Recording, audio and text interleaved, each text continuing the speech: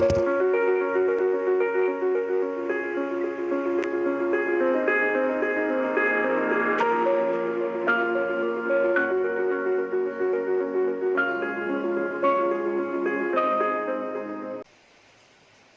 dear students, welcome to online class.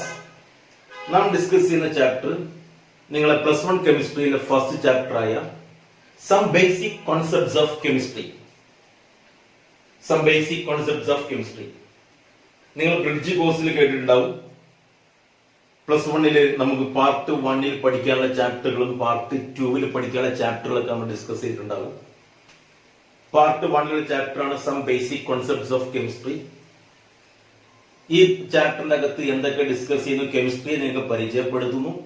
ഇതിന്റെ അകത്തുള്ള വ്യത്യസ്തമായ കെമിസ്ട്രിയുടെ അകത്തുള്ള ചില ലോസ് ഓഫ് കെമിക്കൽ കോമ്പിനേഷൻസ്, അതേപോലെ കെമിസ്ട്രിയുടെ ഇമ്പോർട്ടൻസ്, മോൾ കോൺസെപ്റ്റ്, അത്തരം ചില ബേസിക് ആയ ചില കാര്യങ്ങൾ ചാപ്റ്ററിൽ എക്സ്പ്ലെയിൻ ചെയ്യുന്നുണ്ട്. കെമിസ്ട്രി സയൻസ് ആണ്, അതിലാർക്കും സംശയമില്ല. Chemistry is the study of matter and their properties. മാറ്ററിനെ കുറിച്ചുള്ള പഠനമാണ് കെമിസ്ട്രി. അതെ, chemistry is the branch of science. അത് ശാസ്ത്രത്തിന്റെ ഒരു ശാഖയാണ്. That deals with the properties, structure and composition of matter. Matter എന്ന് പറഞ്ഞ പദാർത്ഥമാണ്. അതിന്റെ പ്രോപ്പർട്ടീസിനെ കുറിച്ചും സ്ട്രക്ചറിനെ കുറിച്ചും എക്സ്പ്ലെയിൻ ചെയ്യുന്നതാണ് കെമിസ്ട്രി. മാറ്ററിന് എന്താണ് matter?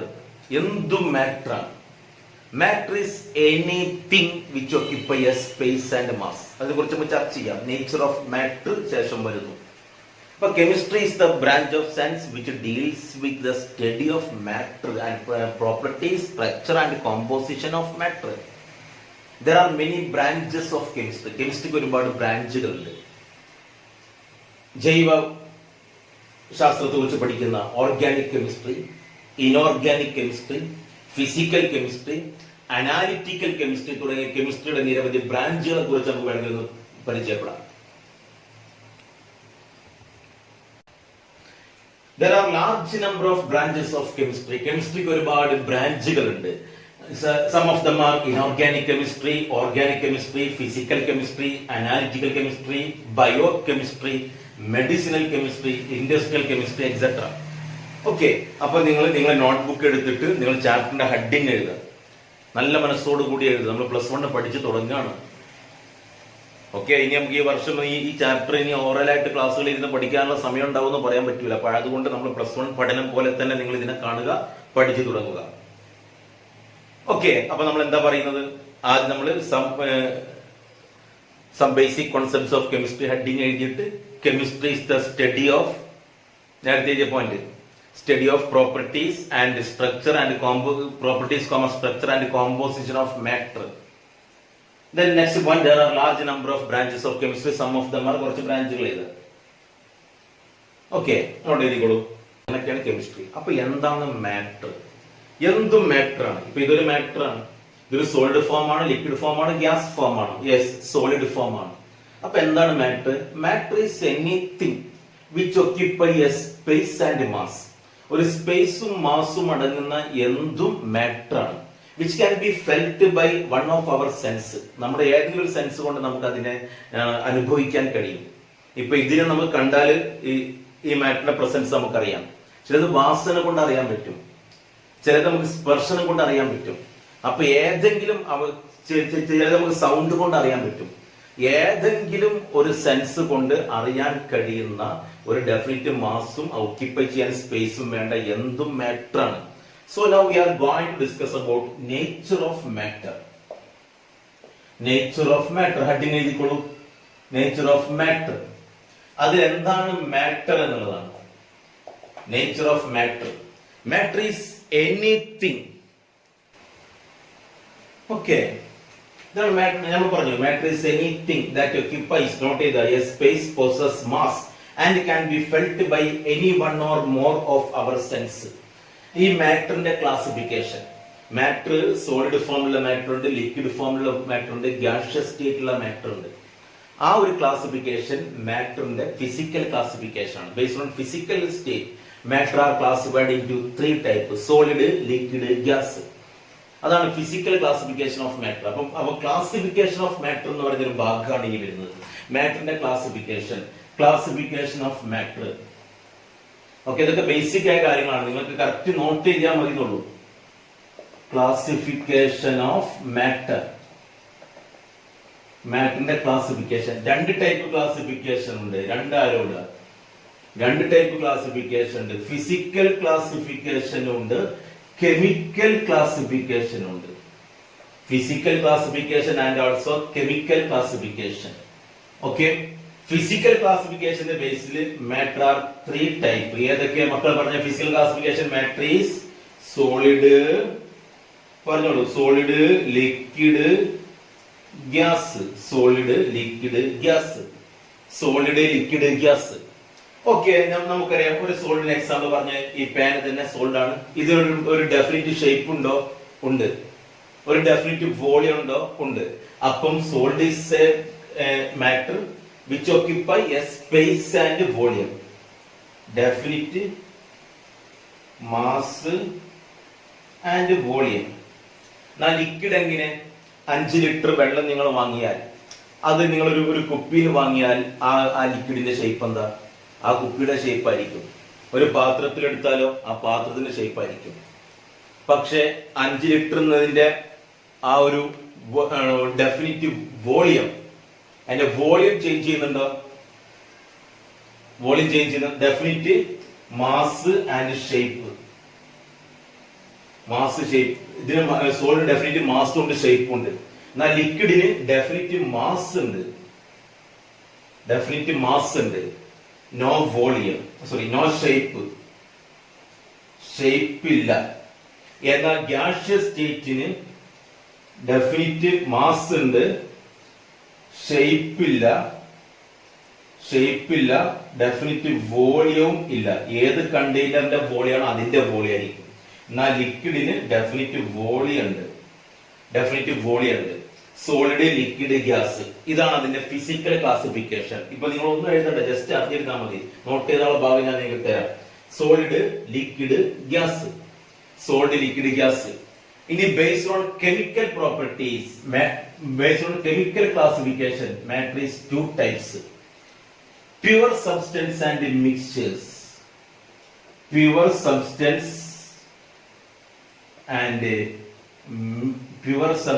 and mixtures. Pure substance mixture ആണ്. എന്താണ് പ്യുവർ സബ്സ്റ്റൻസ്, എന്താണ് മിക്സ്ചർ എന്ന് ചർച്ച ചെയ്യാൻ പോവാണ്. Okay, physical classification is over. Pure substance, mixture. Okay, ഒരു പ്യുവർ സബ്സ്റ്റൻസിന് എക്സാമ്പിൾ സോഡിയം. ഒരു പ്യുവർ സബ്സ്റ്റൻസ് ആണോ? അല്ലേ? ഒന്ന് ആലോചിക്ക് പറഞ്ഞത്. സോഡിയം എന്ന് പറയുന്ന ഒരു മെറ്റൽ പ്യുവർ സബ്സ്റ്റൻസ് ആണോ? അല്ലേ? ഞാൻ ചോദിക്കട്ടെ, സോഡിയത്തിന്റെ അകത്ത് എന്തിന്റെ ആറ്റങ്ങളാണ് ഉണ്ടാവുക? സോഡിയത്തിന്റെ മാത്രം ആറ്റങ്ങളെ ഉണ്ടാവുള്ളൂ. ക്ലിയർ? വേറെ എലിമെന്റുകളൊന്നും അതിന്റെ അകത്തില്ല. അപ്പൊ ഒരു പ്യുവർ സബ്സ്റ്റൻസ് ആണോ? ഒരു ശുദ്ധ പദാർത്ഥമാണോ? മിശ്രിതാണോ? ശുദ്ധ പദാർത്ഥമാണ്. സോഡിയം ഒരു ശുദ്ധ പദാർത്ഥമാണ്. ഹൈഡ്രജൻ ഒരു പ്യുവർ സബ്സ്റ്റൻസ് ആണോ? മിക്സ്ചർ ആണോ? യെസ്, പ്യുവർ സബ്സ്റ്റൻസ് ആണ്. ഹൈഡ്രജൻ ആറ്റങ്ങൾ മാത്രമേ ഉള്ളൂ.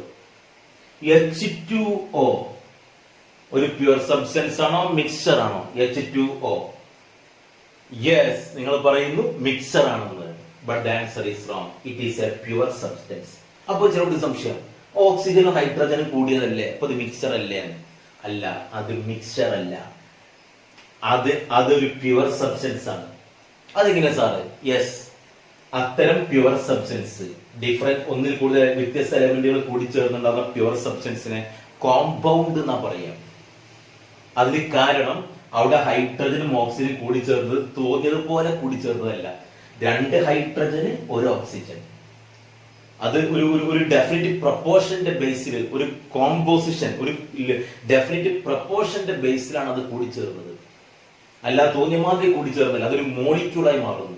അങ്ങനത്തെ മോളിക്യൂളുകൾ മാത്രമുള്ള പ്യുവർ സബ്സ്റ്റൻസ് ആണ് കോമ്പൗണ്ട്. പക്ഷെ ആ വെള്ളത്തിൽ നാം 1 ടീസ്പൂൺ പഞ്ചസാര ഇട്ടാൽ ആ പഞ്ചസാര വെള്ളം മിക്സറായി. അവിടെ നാം 1 ടീസ്പൂൺ ഇട്ടാലും 2 ടീസ്പൂൺ ഇട്ടാലും ഇഷ്ടം പോലെ നമുക്ക് തോന്നിയ രൂപത്തിൽ കോമ്പോസിഷൻ നടത്തിയാലും കുഴപ്പമില്ല, പഞ്ചസാര വെള്ളം തന്നെയാണ്. അപ്പോഴാണ് അത് മിക്സർ ആവുന്നത്. അപ്പൊ അതിന്റെ അർത്ഥം പ്യുവർ സബ്സ്റ്റൻസ് 2 ടൈപ്പ് ഉണ്ട്. ഒരേ ആറ്റങ്ങൾ അടങ്ങിയ പ്യുവർ സബ്സ്റ്റൻസ് ആണ് എലമെന്റ്സ്. പിന്നെ ഒരേ മോളിക്യൂൾ അടങ്ങിയ പ്യുവർ സബ്സ്റ്റൻസ് ആണ് കോമ്പൗണ്ട്. ആ പ്യുവർ സബ്സ്റ്റൻസ് രണ്ട് ടൈപ്പ് ഉണ്ട്, എലമെന്റ്സ് ഉണ്ട്, കോമ്പൗണ്ട് ഉണ്ട്. ഇതിന്റെയൊക്കെ ഡെഫിനിഷൻ ഞാൻ എഴുതും, ഇപ്പൊ നിങ്ങൾ ജസ്റ്റ് കണ്ടാൽ മതി. എലമെന്റ്സ് ഉണ്ട്, കോമ്പൗണ്ട് ഉണ്ട്. എലമെന്റ്സ് 3 ടൈപ്പ് ഉണ്ട്. മെറ്റൽസ് ഉണ്ട്, നോൺ മെറ്റൽസ് ഉണ്ട്, മെറ്റലോയിഡ് ഉണ്ട്. Metals, non metals, metalloid. കോമ്പൗണ്ടുകൾ നമ്മൾ പറഞ്ഞു, അതിന്റെ ഡെഫിനിഷൻ നമുക്ക് എഴുതാം. ഓർഗാനിക് കോമ്പൗണ്ട്, ഇനോർഗാനിക് കോമ്പൗണ്ട് ഒക്കെ ഉണ്ട്. ഇത് മിക്സ്ചർ ആണ്, മിക്സ്ചർ. അപ്പം ഒരു കെമിക്കൽ ക്ലാസിഫിക്കേഷൻ ജസ്റ്റ് ഒന്ന് ഞാൻ ശ്രദ്ധയിൽപ്പെടുത്തി. അപ്പൊ എന്റെ മക്കൾ മൈൻഡിൽ കാണാതെ പഠിച്ചു വെക്കുക. Physical classification solid liquid gas. Chemical classification pure substance, mixtures. Pure substance element, കോമ്പൗണ്ടുകൾ. മിക്സ്ചറുകൾ 2 ടൈപ്പ് മിക്സ്ചർ ഉണ്ട്, നമുക്ക് പിന്നെ ചർച്ച ചെയ്യാം. ഹോമോജീനിയസ് മിക്സ്ചർ ഉണ്ട്, ഹെറ്ററോജീനിയസ് മിക്സ്ചർ ഉണ്ട്. Homogeneous mixture and heterogeneous mixture. അപ്പൊ ഓക്കെ, ക്ലാസിഫിക്കേഷൻ ഓഫ് മാറ്റർ, ഈ കാര്യം ജസ്റ്റ് ഒന്ന് നോട്ട് ചെയ്ത് വെക്കുക. Physical classification, chemical classification, solid, liquid, gas. Solid have a definite shape and volume. Definite എന്നുള്ള വേർഡ് വരെ ചേർക്കണം. Not definite, ഈ വെട്ടിയതിന്റെ മുമ്പിൽ നോ ചേർക്കണം. Not definite shape but have definite volume. Not definite shape and volume. അതാണ് gas. Chemical classification, pure substance, mixture. Pure substance 2 type, element, compound. Metals, elements are metals, non-metals, metalloid. ലോഹങ്ങൾ, അലോഹങ്ങൾ, ലോഹസങ്കരങ്ങൾ. Compound, organic, inorganic. Mixture 2 type ഉണ്ട്, homogeneous ഉണ്ട്, heterogeneous ഉണ്ട്. Okay, ഇത് നിർബന്ധമായിട്ട് എഴുതിയെടുത്ത്.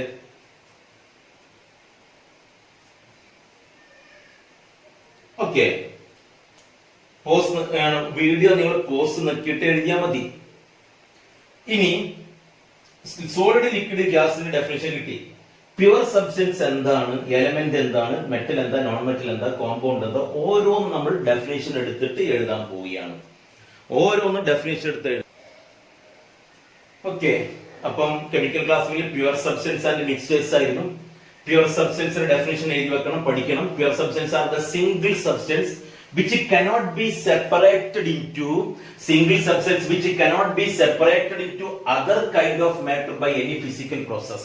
ഒരു physical process വഴി ചൂടാക്കുകയോ വെട്ടി മുറുക്കിയിട്ടോ ഫിസിക്കൽ മെത്തേഡ് വഴി അതിനെ നമുക്ക് സെപ്പറേറ്റ് ചെയ്യാൻ പറ്റും. കാരണം separate into other kind of മാറ്ററിന്റെ വേറൊരു കൈൻഡാക്കി മാറ്റാൻ കഴിയാത്ത ഏറ്റവും സിംഗിൾ ആയ സബ്സ്റ്റൻസ് ആണ് pure substance. Pure substance a single substance which cannot be separated into other kind of matter by any physical process. Is pure substance are classified into, നമ്മൾ പറഞ്ഞാണ് pure substance classified into elements and compounds. Hydrogen element ആണ്, water compound ആണ്. Elements എന്ന് പറഞ്ഞാൽ simplest form of a pure substance. ഒരു pure സബ്സ്റ്റൻസിന്റെ ഏറ്റവും simplest form ആണ് ഹൈഡ്രജൻ, ഓക്സിജൻ, കാർബൺ, നൈട്രജൻ. ഇതൊക്കെ എലമെന്റ് ആണ്.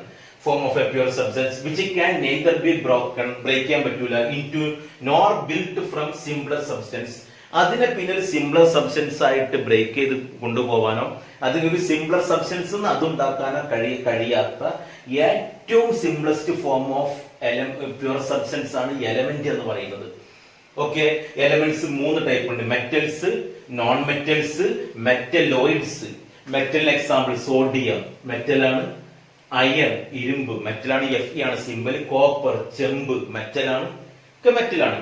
Non metal hydrogen non metal ആണ്, കാർബൺ നോൺ മെറ്റൽ ആണ്, ഓക്സിജൻ നോൺ മെറ്റൽ ആണ്. മെറ്റലോയിഡ് ജർമാനിയം മെറ്റലോയിഡ് ആണ്, ആൻഡ് ജർമാനിയം, അതേപോലെ അൾസനിക്, ആന്റിമണി, ഇതൊക്കെ മെറ്റലോയിഡ്സ് ആണ്. എനിവേ പ്യുവർ സബ്സ്റ്റൻസിന്റെ ക്ലാസിഫിക്കേഷൻ ആണ് പറഞ്ഞത്. ജസ്റ്റ് നോട്ട് ചെയ്തെടുത്ത്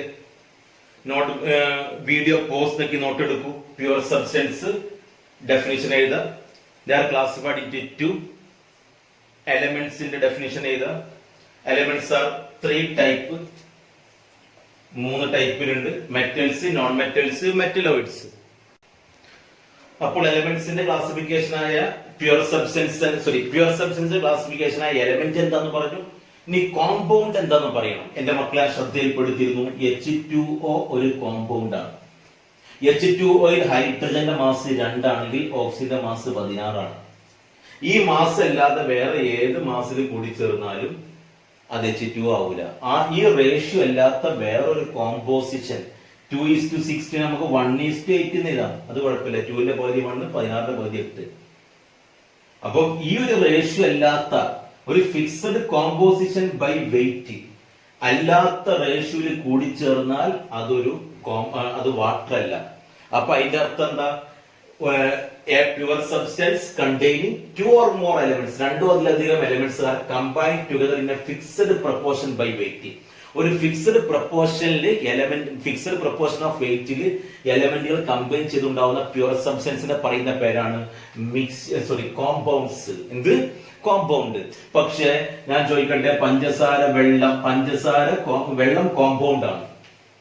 അപ്പൊ കോമ്പൗണ്ട് മിക്സറും തമ്മിൽ വ്യത്യാസം എന്താണെന്നുള്ള നമുക്ക് കമ്പയർ ചെയ്ത് പഠിക്കാം. ഈ വെള്ളത്തിന് നാം ഉപ്പിട്ടാൽ, NaCl ഇട്ടാൽ അത് ഉപ്പുവെള്ളമായി മാറി.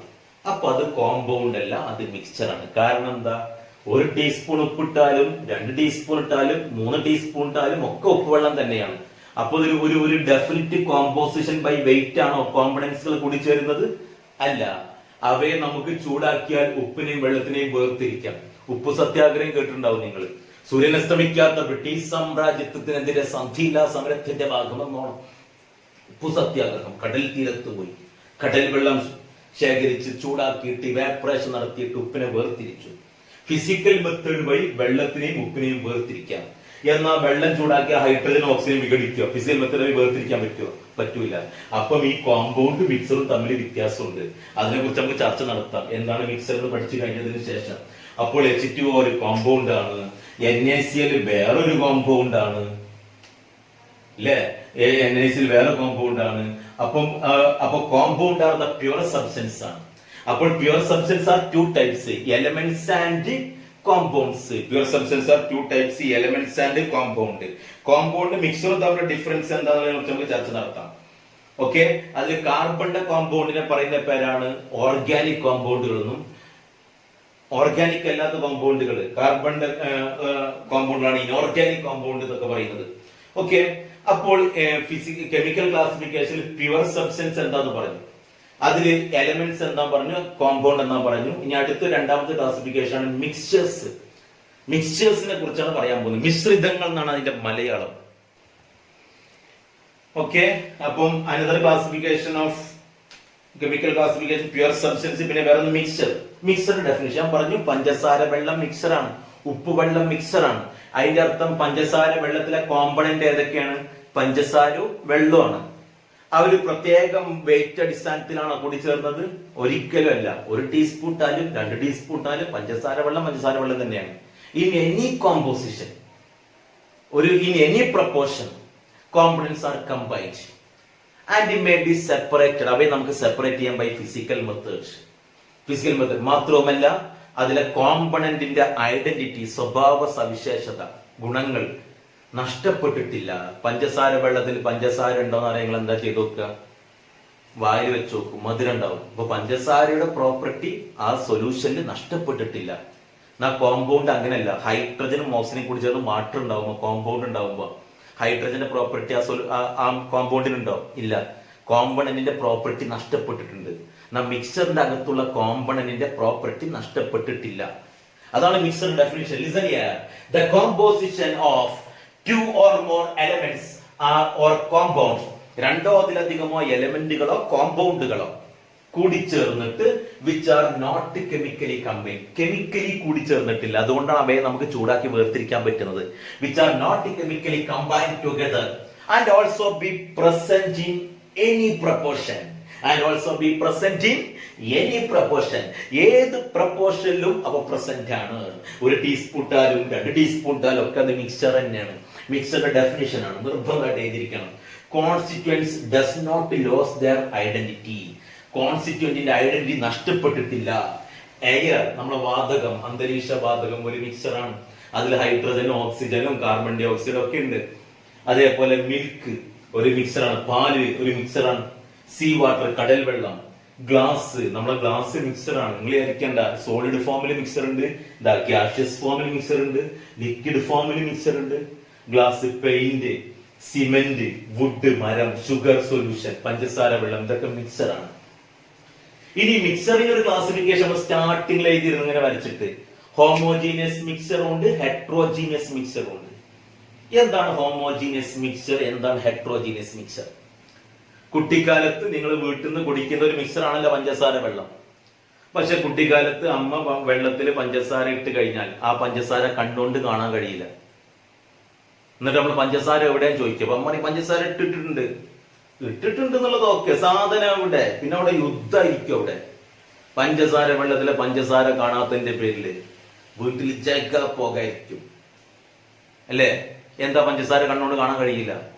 കാരണം അത് എല്ലാവരും കൂടി ഒരു സ്റ്റേറ്റിക്ക് മാറും, എല്ലാവരും കൂടി ലിക്വിഡ് ഫോമുക്ക് മാറും.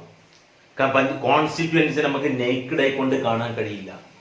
ഈവൻ മൈക്രോസ്കോപ്പ് കൊണ്ട് വരെ കാണാൻ കഴിയാത്ത രൂപത്തിൽ കോമ്പണൻസ് അതിൽ ഡിസോൾവ് ആയാൽ അത്തരം മിക്സറിനെ പറയുന്ന പേരാണ് ഹോമോജീനിയസ് മിക്സ്ചർ. എന്ത്?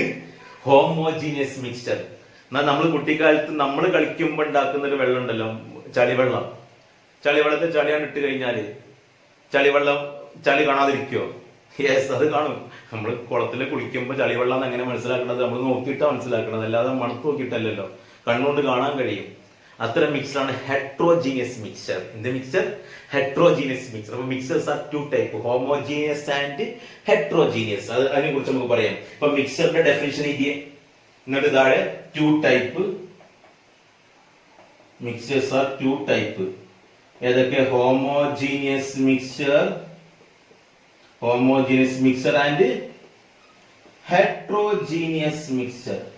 ഹോമോജീനിയസ് മിക്സറും ഹെട്രോജീനിയസ് മിക്സറും. ഓക്കെ, ഈ ഡെഫിനിഷൻ ഒക്കെ എഴുതിയേ. Types of mixer.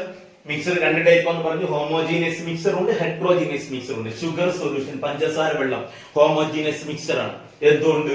Uniform composition throughout. ആ സൊല്യൂഷനിൽ എല്ലായിടത്തും ഒരേ കോമ്പോസിഷൻ ആയിരിക്കും. അല്ലാതെ ഒരു സൈഡിൽ നിന്ന് മുക്കുമ്പോ നല്ല മധുരം, വേറെ സൈഡിൽ നിന്ന് കുറച്ച് മധുരം, അങ്ങനെ ഉണ്ടാവും.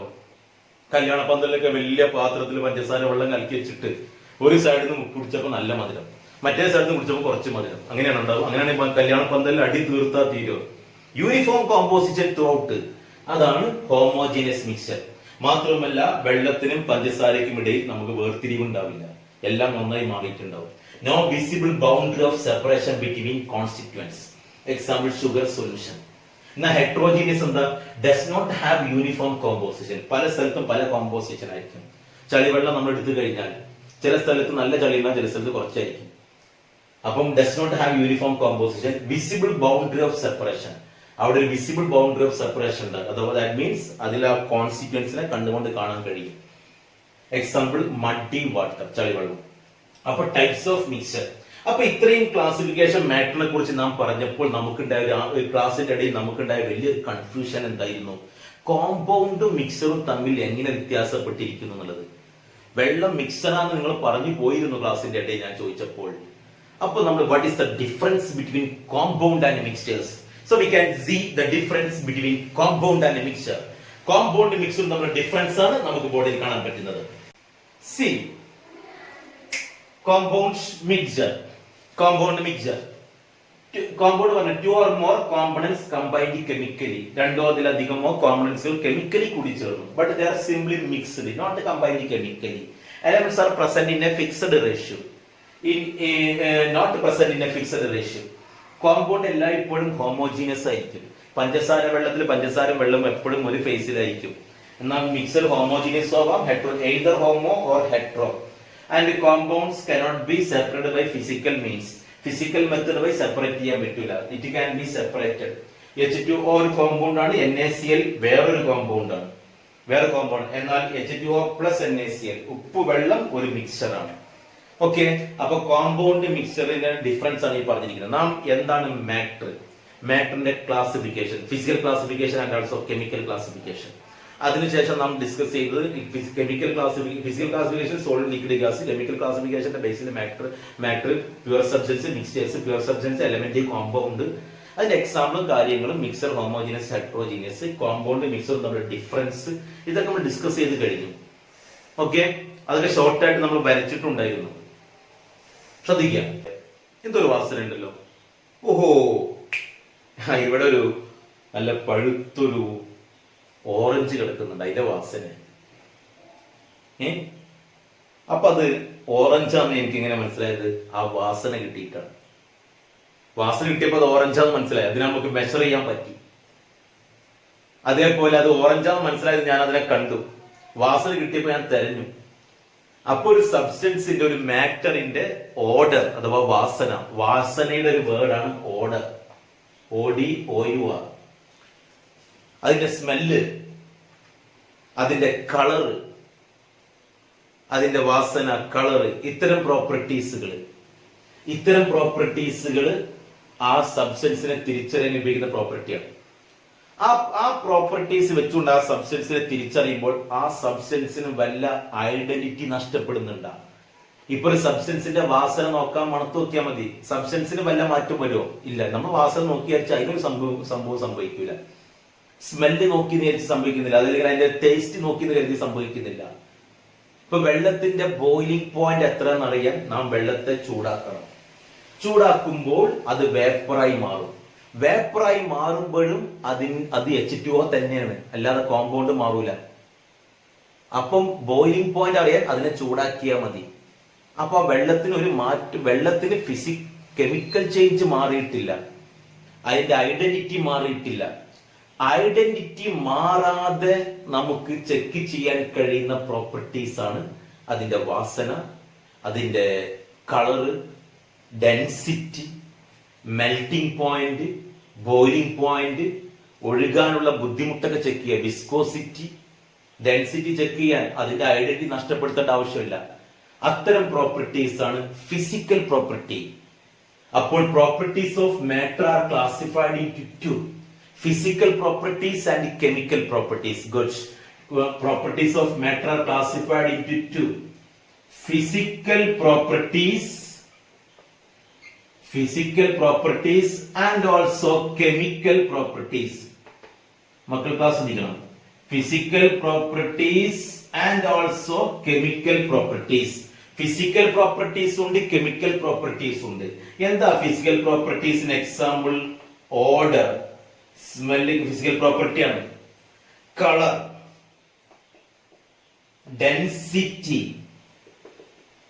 Density, melting point, boiling point, etcetera. ഇതൊക്കെ ഫിസിക്കൽ പ്രോപ്പർട്ടിയാണ്. Because such properties are measured or observed. അവയെ നമുക്ക് മെഷർ ചെയ്യാൻ പറ്റും, അല്ലെങ്കിൽ ഒബ്സർവ് ചെയ്യാൻ പറ്റും, without changing its identity or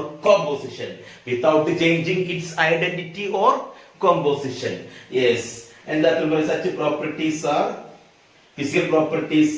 such properties are observed without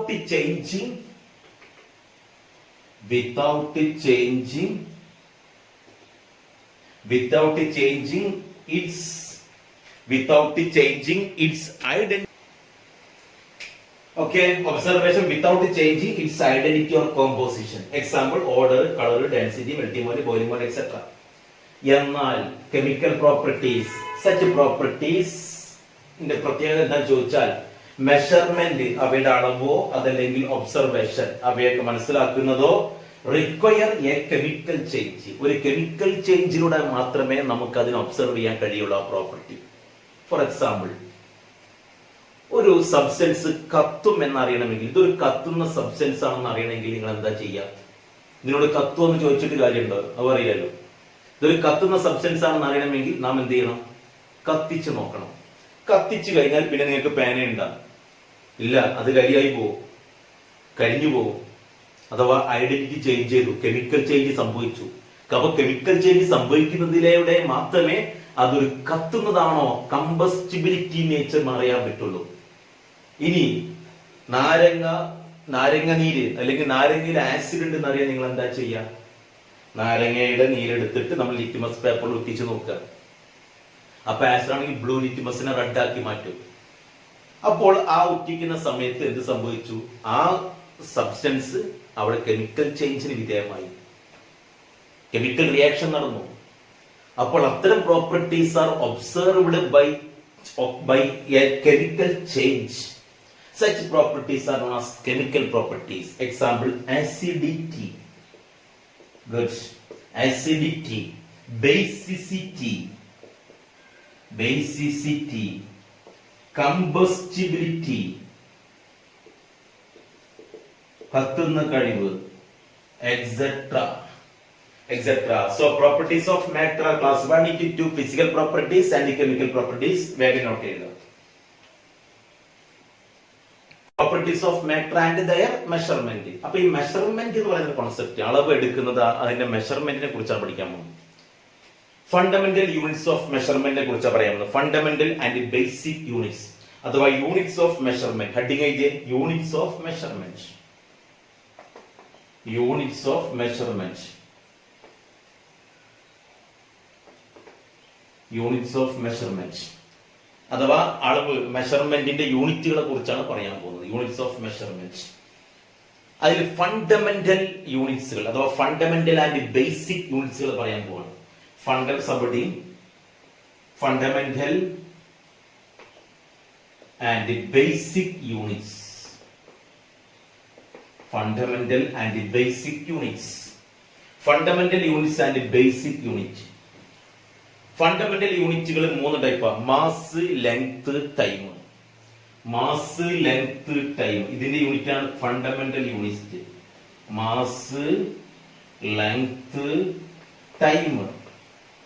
ഈ പ്രോപ്പർട്ടിന്റെ യൂണിറ്റുകളെ പറയുന്നത് fundamental units. Mass, length, time are the fundamental quantities. ഇതൊക്കെയാണ് ഫണ്ടമെന്റൽ ക്വാണ്ടിറ്റീസ്. അവിടെ യൂണിറ്റ് ആണ് ഫണ്ടമെന്റൽ യൂണിറ്റ്സ്. അപ്പോൾ ഫണ്ടമെന്റൽ യൂണിറ്റ്സിൽ fundamental quantities are fundamental quantities.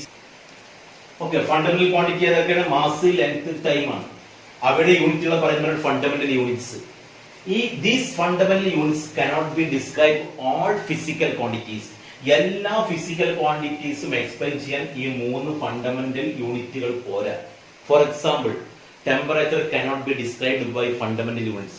ഈ ഫണ്ടമെന്റൽ യൂണിറ്റ്സ് വെച്ച് നമുക്ക് ടെമ്പറേച്ചർ ഡിസ്ക്രൈബ് ചെയ്യാൻ പറ്റൂല. അതുകൊണ്ടാണ് ബേസിക് യൂണിറ്റ്സുകളെ കുറിച്ച് പിന്നെ പഠിക്കുന്നത്. ബേസിക് യൂണിറ്റ്സുകൾ 7 ടൈപ്പ് ഉണ്ട്. ഫണ്ടമെന്റൽ യൂണിറ്റ്സിന് പുറമെ 4 എണ്ണം കൂടി കൂടിയതാണ് ബേസിക് യൂണിറ്റ്സുകൾ.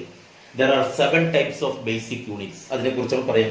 ബേസിക് ക്വാണ്ടിറ്റീസ്, അതിന്റെ യൂണിറ്റുകളാണ് ബേസിക് യൂണിറ്റ്സ്. അതിനെ കുറിച്ച് നമ്മൾ ചർച്ച ചെയ്യാൻ പോവാണ്. അപ്പം fundamental quantities mass, length, time. Their units are known as fundamental units. Fundamental units. These fundamental units cannot describe all physical quantities.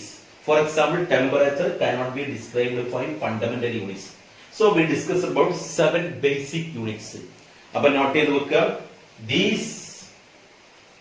These fundamental quantities ezhudikkolan parnana. These fundamental quantities, these fundamental units cannot be described all physical quantities. All physical quantities. Example, temperature cannot be related to fundamental quantity. Temperature cannot be related to fundamental quantities.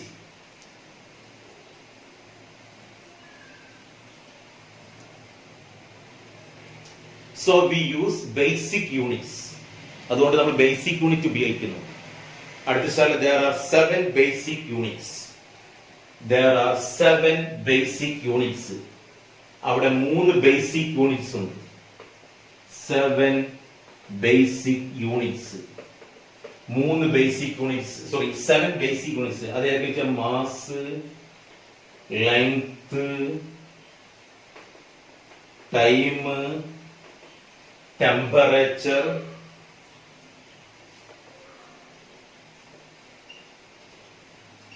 Electric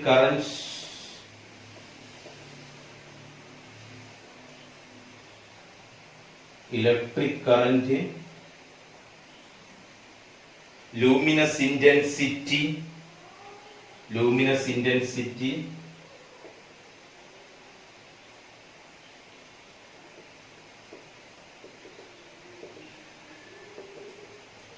amount of substance 1 2 3 4 5 6 ഏഴാമത്തത് amount of substance.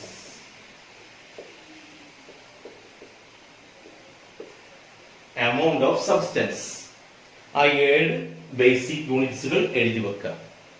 7 basic യൂണിറ്റ്സുകൾ എഴുതി വെക്കുക. Mass, length, time, temperature, electric current, luminous intensity, amount of substance. 7 basic യൂണിറ്റ്സുകൾ എഴുതി വെക്കുക. Okay. അപ്പൊ ഈ fundamental ക്വാണ്ടിറ്റീസിന്റെ യൂണിറ്റുകൾ പറയാൻ ഉപയോഗിക്കുന്ന ചില സിസ്റ്റംസുകൾ നിങ്ങൾ ശ്രദ്ധയിൽ ഞാൻ പെടുത്തുകയാണ്. സിമ്പിൾ ആണ്. അഥവാ സിസ്റ്റംസ് ഓഫ് യൂണിറ്റ്സ്. ഒന്ന് CGS സിസ്റ്റം. CGS system. മറ്റൊന്ന് FPS സിസ്റ്റം. മറ്റൊന്ന് MKS system. CGS, FPS, MKS.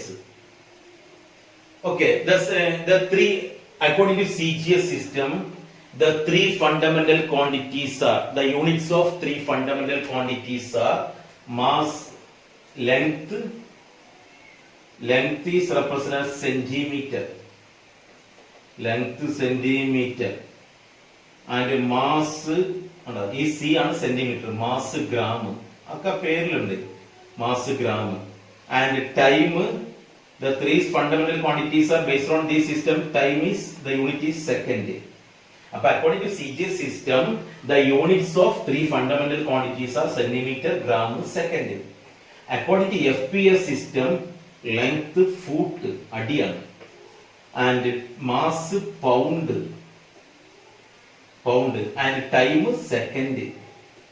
The three fundamental quantities having units based on FPS system is foot, pound, second, and MK system length meter, mass kilogram, and time second. Time second. Okay, upon the different systems of units are. ഇനി വളരെ പ്രധാനപ്പെട്ട ഒരു സിസ്റ്റമാണ്, the most common and very important system is known as SI, system of international. അതിനെ കുറിച്ചാണ് SI, systems of units.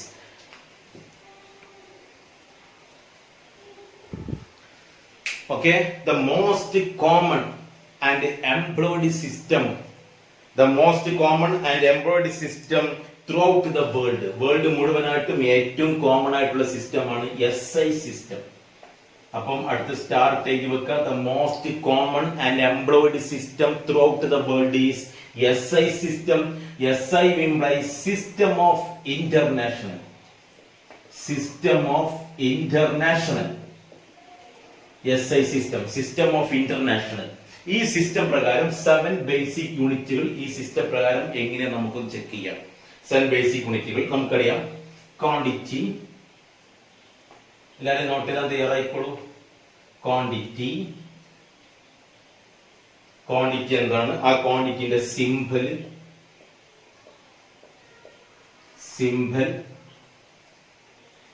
അതിന്റെ SI, name of SI, symbol of SI,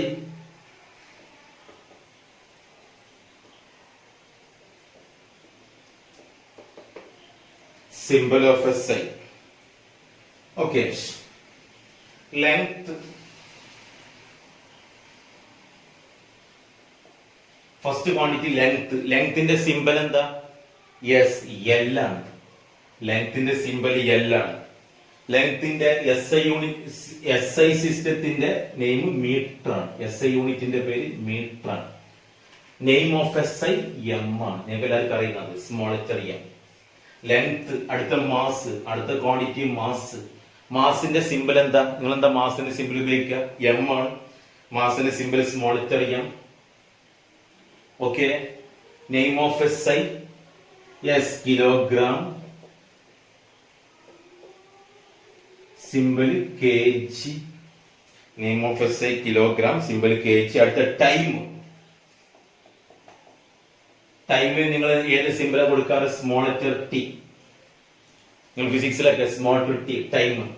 name of SI second, symbol of SI S, time. അടുത്ത temperature.